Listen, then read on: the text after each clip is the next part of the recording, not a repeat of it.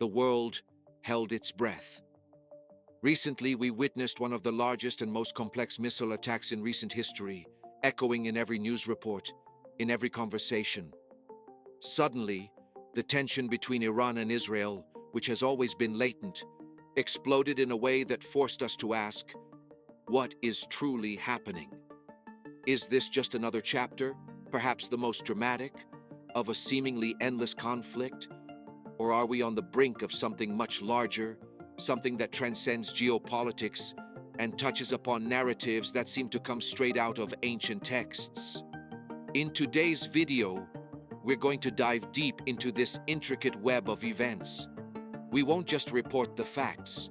We'll peel back the layers of the current confrontation between Iran and Israel, analyze the true impact of these actions, and, in a fascinating and unsettling aspect, explore how many observers and scholars around the globe view these events in a striking parallel with ancient prophecies. Prepare for an analysis that goes beyond the headlines. The headline that shocked the world: Iran launched an unprecedented barrage of over 200 missiles and drones towards Israel. This wasn't a stealth attack, but a calculated show of force, a direct retaliation for a previous attack attributed to Israel, which resulted in the deaths of important Iranian commanders in Syria. That night, from June 13th to 14th, marked a dangerous turning point. To understand the present, we need to go back in time a bit. The flame of tension was brutally reignited in October 2023, with the devastating attack by Hamas, a militant group with deep ties and support from Iran, against Israel. This action triggered a forceful Israeli response, which, beyond Gaza, began to increasingly target Iran and its nuclear ambitions in the region. It was a multifaceted response, not just to proxy groups, but to the very source that fueled them. Israel, known for its intelligence capabilities and military precision, intensified its attacks. These were not mere bombardments. They were highly calibrated operations aimed at dismantling Iranian infrastructure. We'll detail how these strikes hit not only conventional military targets, but also intelligence centers, command and control infrastructures, and even strategic Iranian facilities, with a particular focus on aspects related to their nuclear program. Israel's ability to infiltrate and neutralize key figures of the Iranian regime, such as Revolutionary Guard generals, caught the world by surprise and undoubtedly shook Tehran's security structures.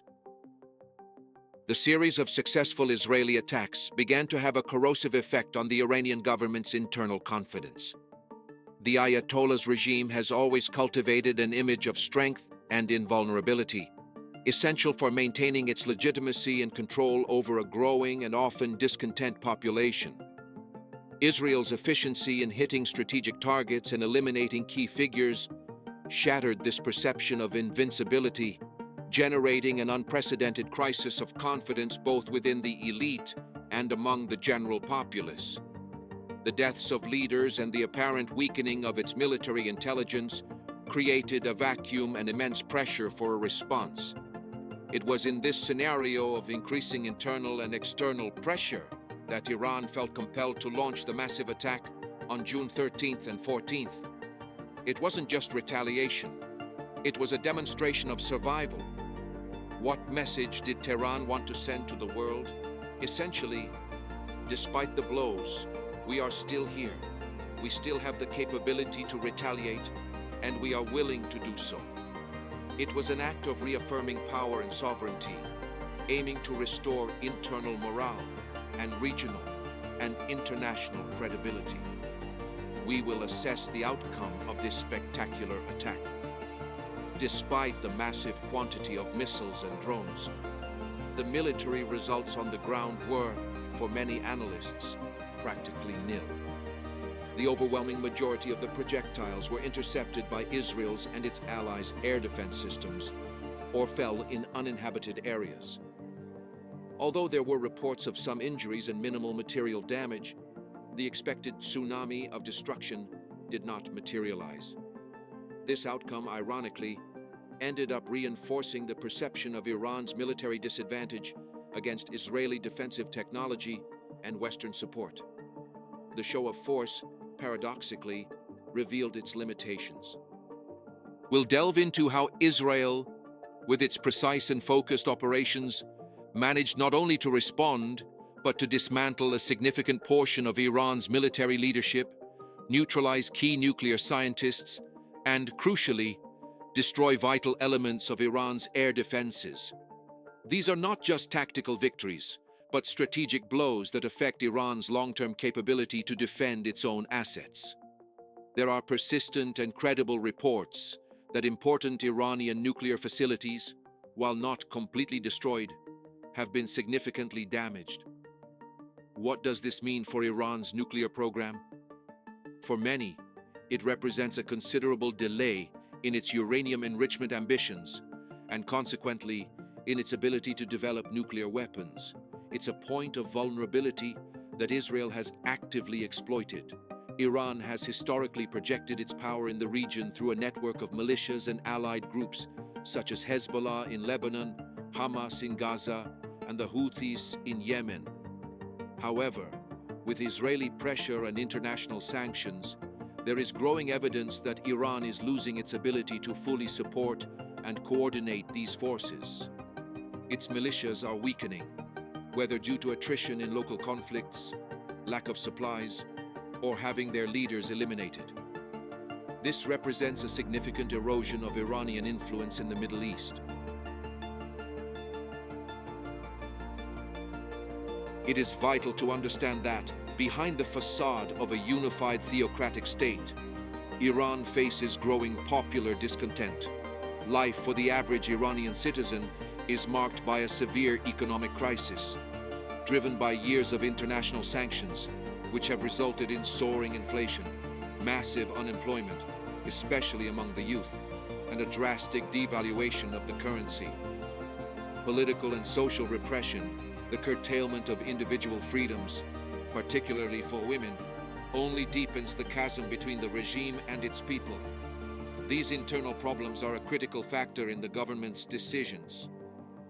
Iran's supreme leader, Ali Khamenei, finds himself in an existential dilemma.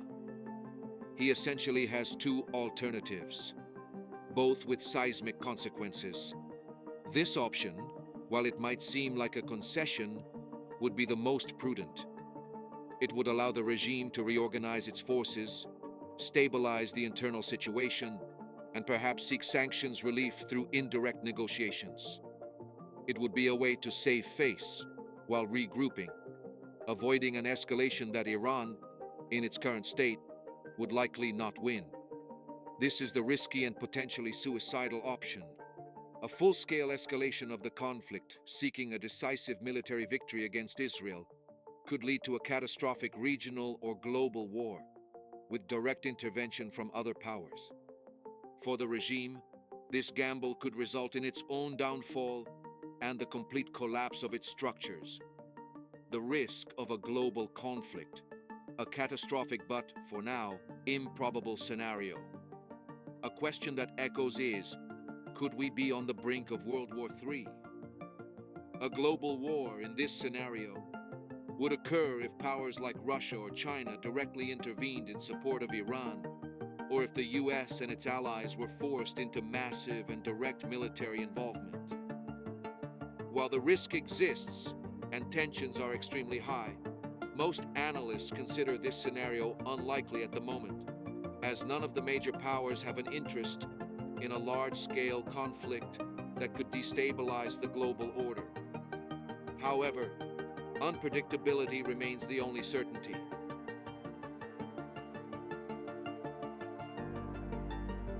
A glimpse into the scriptures, the awakening of antiquity.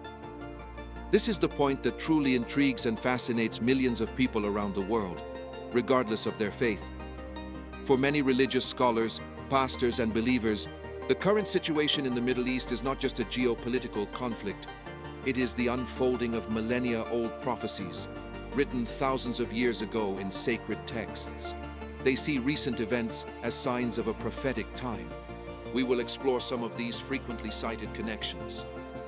For example, the name of a recent Israeli operation, Lion That Rises, is directly inspired by Numbers 23:24, a passage that speaks of a people rising like a lion. Even more impactful is the reference to Ezekiel 38:5 through 6, which describes a coalition of nations, including ancient Persia, which corresponds to present-day Iran, Gog of the land of Magog, and other nations, that will rise against Israel in the last days. This prophecy is seen by many as a roadmap for the events we are witnessing. For many, the prophetic clock began to accelerate dramatically with Israel's independence in 1948, after nearly 2 millennia of Jewish diaspora. The recapture of Jerusalem in 1967 is another crucial milestone, seen as the return of the Holy City to Jewish control, a prophesied event. Passages like Isaiah 11:11-12, which speaks of the second gathering of the people of Israel from the nations, are interpreted as the first phase of these prophecies being fulfilled in our days. The return of the Jews to their ancestral land is, for them, the central piece of the prophetic puzzle. Given everything we've analyzed, the military escalation, the political dilemmas, the internal tensions, and the deep prophetic connections, the question that hangs in the air remains: where is all of this leading us? Are we witnessing the beginning of the end of an era? Are we seeing the prelude to a physical war with the terrifying potential to escalate into a third world war? Or, for those with a spiritual perspective, could this be a spiritual battle foreshadowing the imminent and glorious new coming of Christ? There are no easy answers, and the complexity of the scenario demands deep reflection. What do you think about this unfolding situation before our eyes? How do you interpret these events? Share your perspectives, insights, and theories in the comments below. Let's start a constructive dialogue on one of the most crucial topics of our time. Your opinion is essential to enriching this discussion.